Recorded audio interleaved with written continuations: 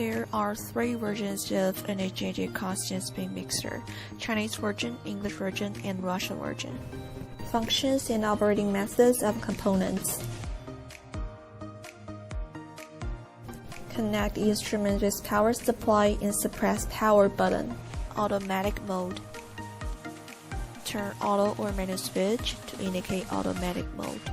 Pour the liquid required by the test into the mixing cup and weigh some cement with its mass consistent with test requirements. Pull run or stop switch to indicate run, and then the mixer will start up. Start to add cement slurry evenly at once and finish it within 15 seconds. Because the instruments will run at 4,000 RPM during the first 15 seconds after the run or stop switch is put to indicate run. Then the cement slurry is added into the mixing cup completely. Put on a cup cap to prevent slurry from spraying. The rotational speed of instrument will increase to 12,000 RPM after 15 seconds, and it will continue running for another 35 seconds by default. After the mixing is completed, pull on or stop switch to indicate stop.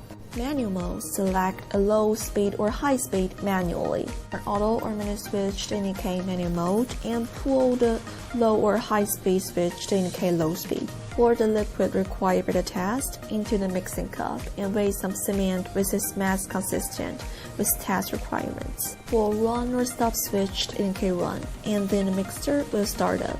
After the cement slurry is added into the mixing cup, pull the low or high speed switch to indicate high speed, making the mixer run at a rotational speed of 12,000 RPM.